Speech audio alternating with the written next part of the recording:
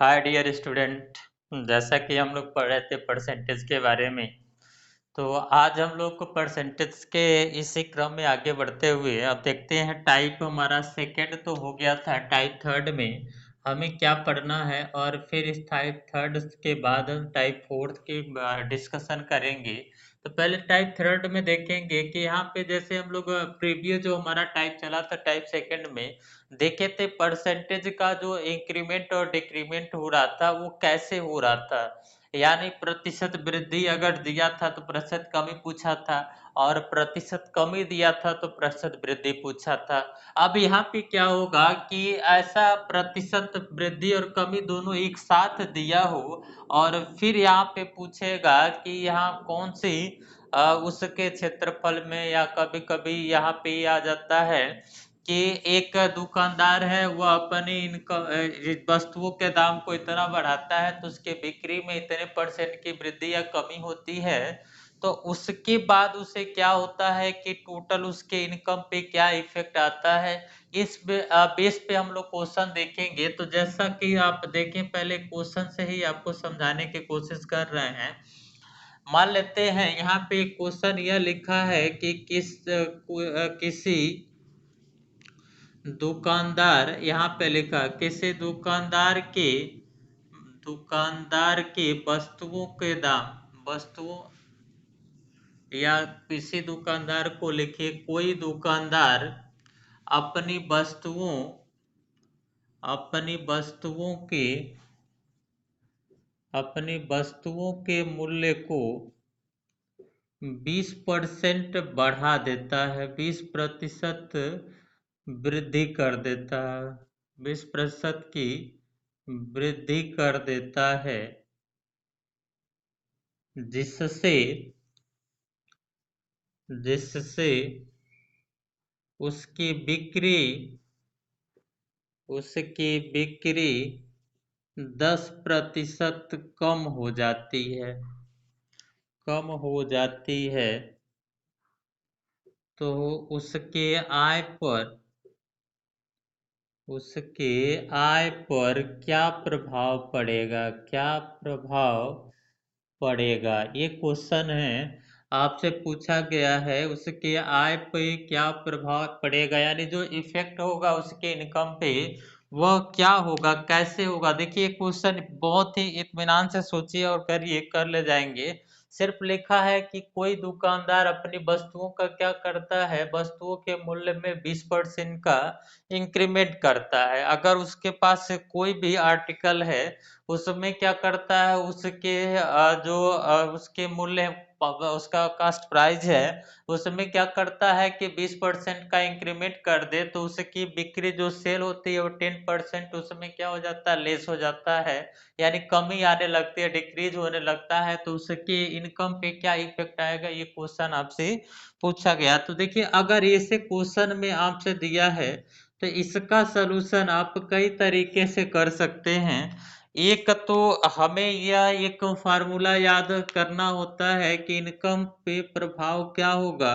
तो यहाँ लिखते हैं एक x प्लस वाई, और यहाँ पे लिखते हैं प्लस माइनस, यहाँ पे लिखा जाता है x इंटू वाई अपॉन 100। इस पे भी हम लोग कर लेते हैं।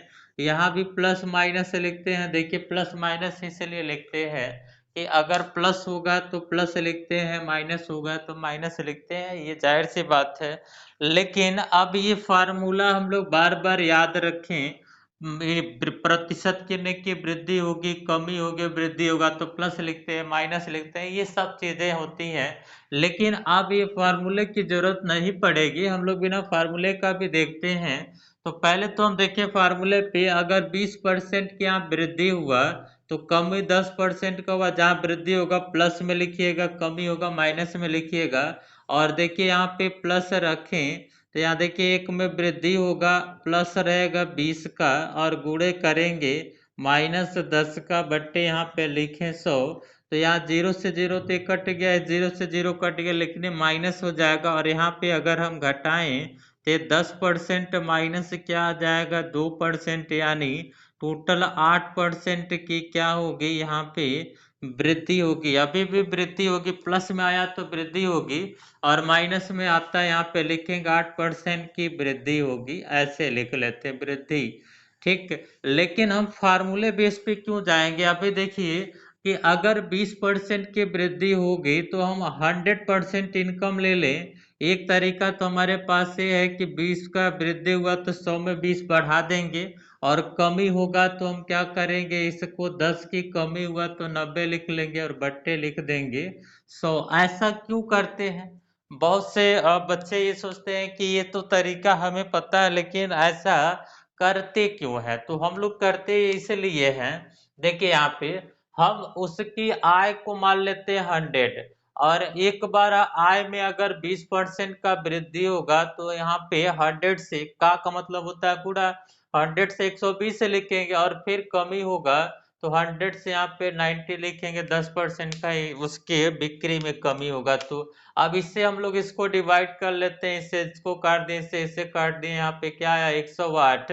देखिए आय माने 100%, अब क्या हो गया 108, कितने की वृद्धि हुई? 8% का वृद्धि हुआ यहाँ पे, बहुत ही इत्मीनान से और बहुत अच्छे तरीके से आप बता सकते हैं यहाँ पे, ठीक है। तो ऐसा कुछ नहीं है कि जो आप इस क्वेश्चन को नहीं बता सकते हैं, सिर्फ आपको ये देखना होगा कि 100% इनकम मानेंगे, जितनी वृद्धि होगी बढ़ाते चले जाएगा, अगर यहाँ पे डिक्रीज हो रहा है इंक्रीज हो रहा जैसे दिया है, अगर वृद्धि की बात करेगा प्लस करेंगे और कमी की बात करेगा माइनस करते चले जाएं, और यहाँ पे जो आएगा ये 100 से देख लेंगे कि कितना लेस है और कितना एबव है। तो हम ऐसे क्वेश्चन को इस तरह से भी बना सकते हैं। अब देखिए एक कॉन्सेप्ट और समझिएगा, अगर ऐसे आप कर ले रहे हैं तो एक तरीका यह भी है कि अगर 20% की वृद्धि होगी तो 20% को हम 1/5 लिखें, 10% की कमी होगी तो 1/, यहाँ पे लिखते हैं 10। अगर वृद्धि होता है तो यहाँ पे 6 हो जाएगा, और कमी होगा तो क्या हो जाएगा 9 हो जाएगा। 10 में से कम होगा तो 9 होगा, 5 में से 1 बढ़ा देंगे 6 होगा। देखिए पहले इनकम क्या थी 10 गुणे 5 यानी 50 था, अब क्या हो जाए 54 हो गई। कितना बढ़ गया यहाँ पे? देखिए बढ़ा कितना है, 4 की वृद्धि हुई। किससे वृद्धि हुई है? 50 से। और इसको प्रतिशत में चेंज करेंगे तो यहाँ पे 2 बार में कटा, और 4 दूना क्या आया 8% की क्या होगी वृद्धि हो रही है। तो हम लोग इससे भी क्वेश्चन को बहुत इजीली बना सकते हैं। तो ये हमारा तीसरा कॉन्सेप्ट है, ये हमारा पहला कॉन्सेप्ट था, ये हमारा दूसरा कॉन्सेप्ट था। ऐसे हम लोग कई कॉन्सेप्ट क्वेश्चन बनाते चले जाएं, और बहुत इत्मीनान से बहुत ही आसानी से क्वेश्चन बनते चले जाएंगे। सिर्फ आपको ध्यान देना होगा कि ये कितने की वृद्धि हो रही है, कितने की कमी हो रही है। कुछ लोग यहाँ पे क्या करते हैं, 20% की वृद्धि होती है तो 20% को 5 और 6 का रेशियो बना लेते हैं, 10 की कमी होती है तो 9 6, वही चीज है, इसी को हम लोग यहाँ पे लिखें, ये 50 हुआ, ये 54 हुआ, ऐसे लिख देते तब भी वही सेम आंसर आएगा। तो हम लोग इसी चीज को वैसे भी लिख सकते हैं, ऐसे भी लिख सकते हैं, ठीक है।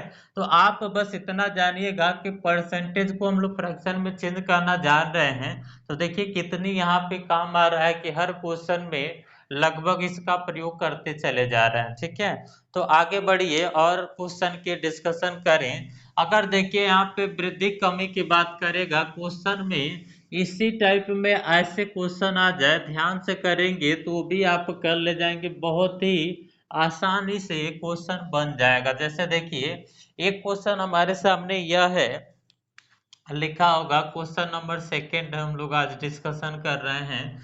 लिखा है किसी, देखिए किसी आयत की लंबाई में 20% की वृद्धि तथा चौड़ाई में 14.7% की कमी 14.7% की कमी कर दी जाए तो उसके क्षेत्रफल पर उसके क्षेत्रफल पर क्या प्रभाव पड़ेगा, क्या प्रभाव पड़ेगा, यह क्वेश्चन आपसे पूछा जाए तो आप इसका आंसर क्या देंगे, किस तरह से इस क्वेश्चन को बनाएंगे। तो आप देखिए इसका जो सलूशन हमारे सामने मिलेगा वह इस तरह मिलेगा, ध्यान से इसे भी करेंगे तो बिल्कुल इजी कर जाएंगे। देखिए अगर हमारे पास कोई परसेंटेज इस टाइप का आ जाए तो इसके लिए हम जो कॉन्सेप्ट बताएं दो तीन, अब x प्लस वाई और x या x इंटू वाई अपन 100 इस पे लिखेंगे तो थोड़ा सी समस्याएं बढ़ेंगी। तो इस पे हम नो करके जो आपको बताएं कि अगर परसेंटेज की वैल्यू आप जानते हैं इसको 1/5 लिखते हैं, 14 से 2/7 को हम लोग क्या लिखते हैं 1/7 लिखते हैं। अब यहाँ पे बढ़ रहा है तो बढ़ा दीजिए, यहाँ बढ़ रहा है कितना तो 5 से 6 हो जाएगा, यहाँ कम हो रहा है तो क्या लिखेंगे 6 लिखेंगे। देखिए कितना हो गया 35 और ये कितना हो गया 36, कितना बढ़ा एक बढ़ा, तो हमें दिखाई दे रहा है एक बड़ा किससे बड़ा है 35 से गुणे 100 लिख लें तो परसेंटेज वृद्धि पता चल जाएगा कितने की हो रही है।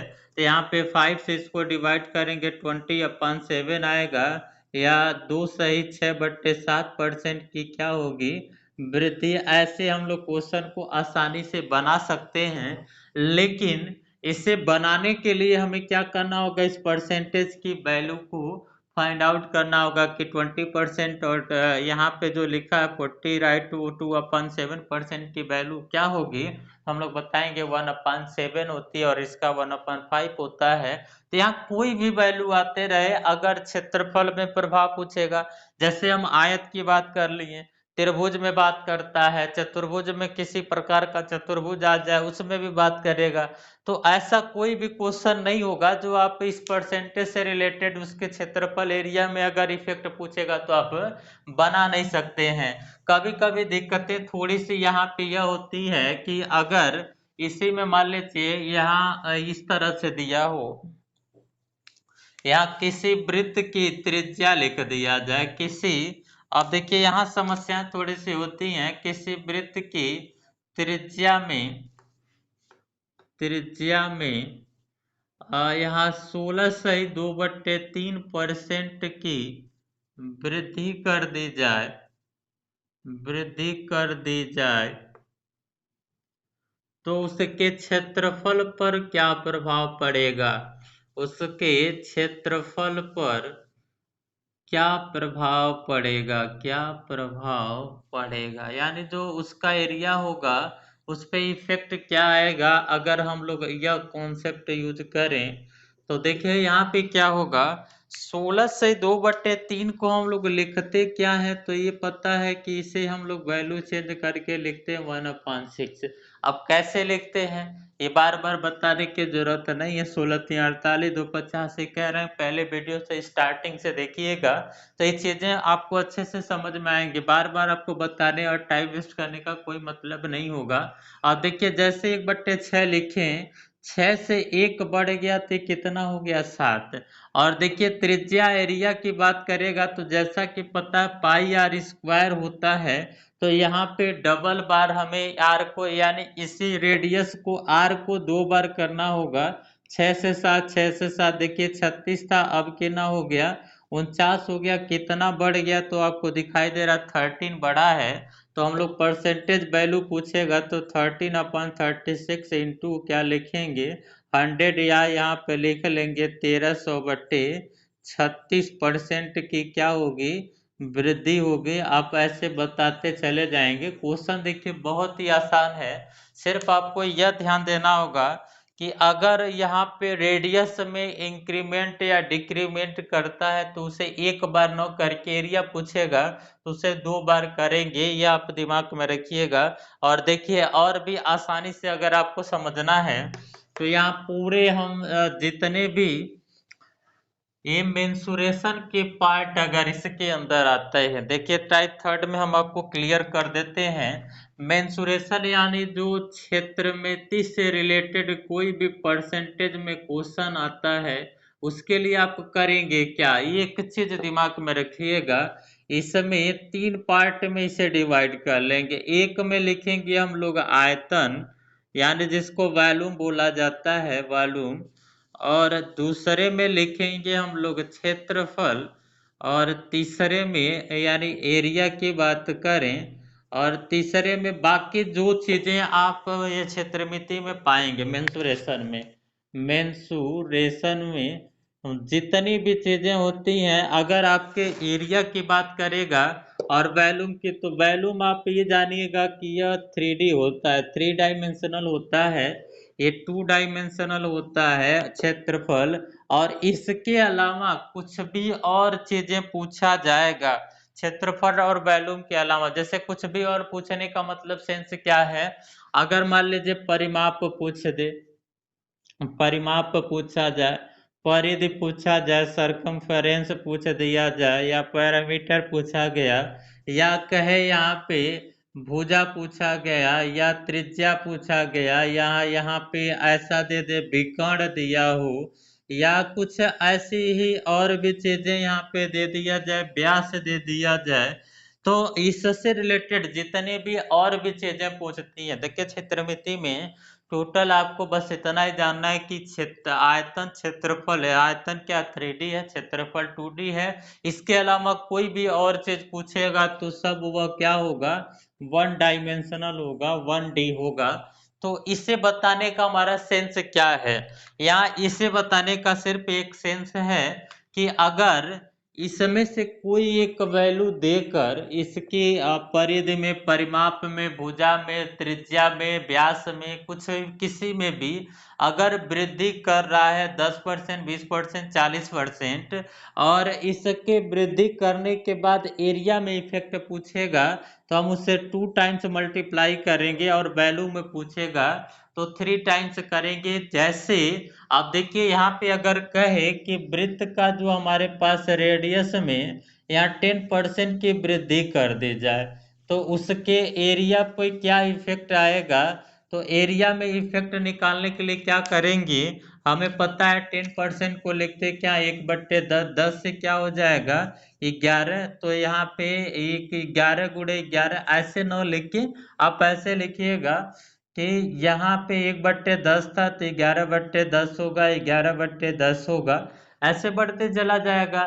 या और आसान आप बनाना चाहें तो 1/10 को आप पता है 11 लिखते हैं, 1/10 को 11 लिखेंगे, तो पहले ये 100 था, अब कितना हो गया 121, कितने की वृद्धि हुई, तो 21% की वृद्धि हो रही है। 21/100 गुणे 100 कर लेंगे तो 100 से 100 कट जाएगा, 21% की वृद्धि हो जाएगी, ऐसे हम निकाल लेंगे। लेकिन अब यहीं पे पूछा जाए किसी गोले की त्रिज्या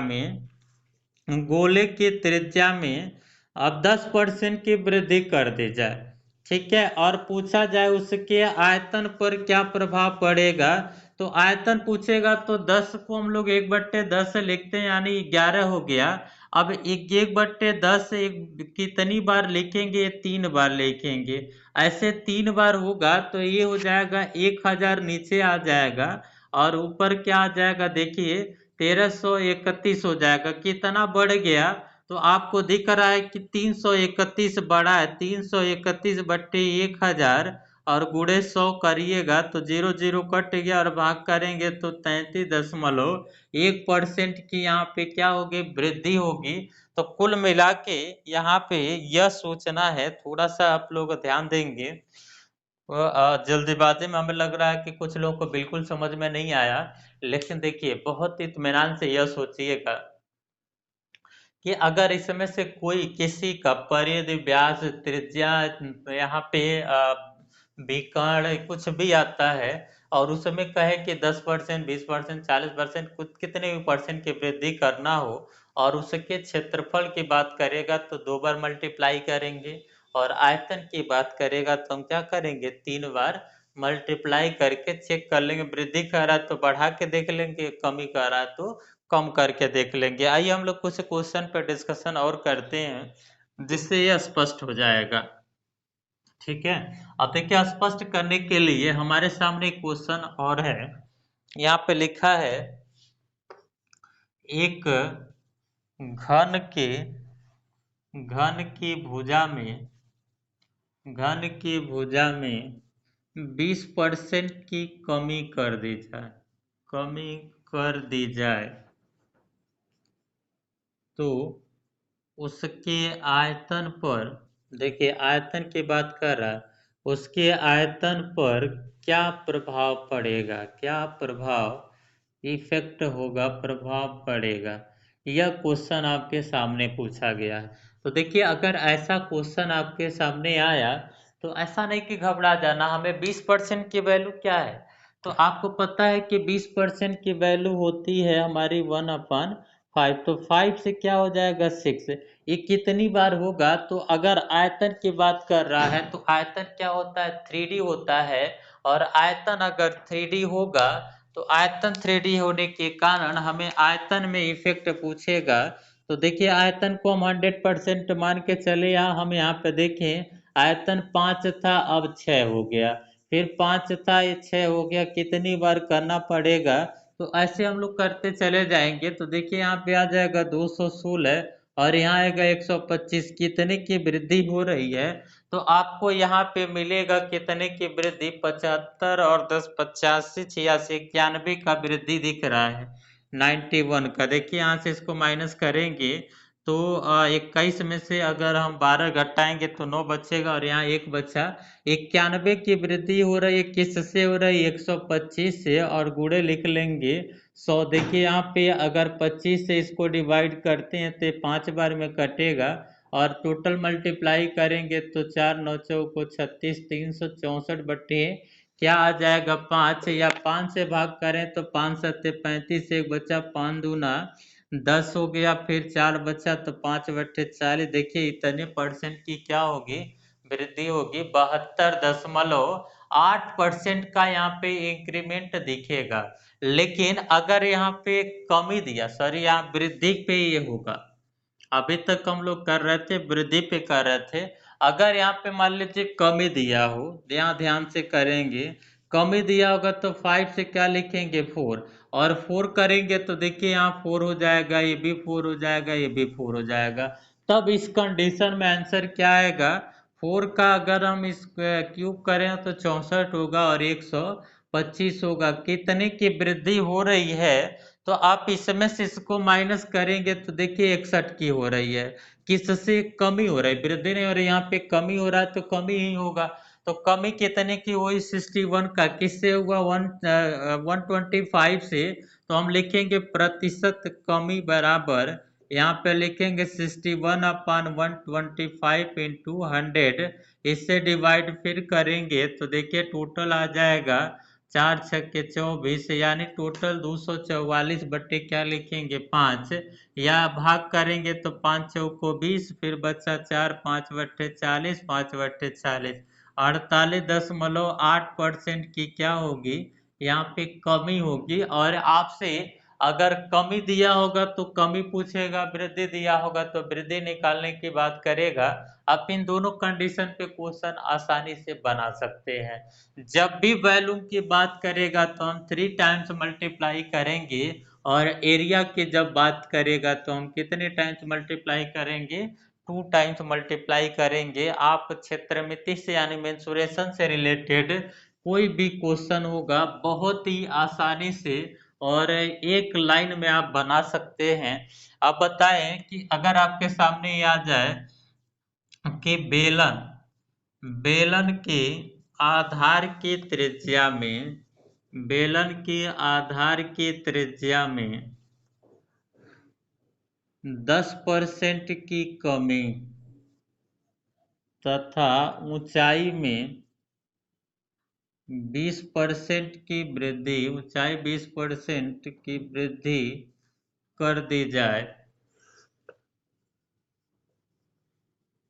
तो उसके आयतन पर क्या प्रभाव पड़ेगा, उसके आयतन पर क्या प्रभाव पड़ेगा, आयतन पर क्या प्रभाव पड़ेगा। यहाँ पे थोड़ी सी एक समस्या आपको होगी कि अगर यहाँ पे दिया आयतन की बात किया है और यहाँ 2% दिया है, तो एक था तो हम पता था कि एक को हम 3 बार कर लेंगे, लेकिन यहाँ पे 2 दिया तो हम कैसे 3 बार इसको बनाएंगे।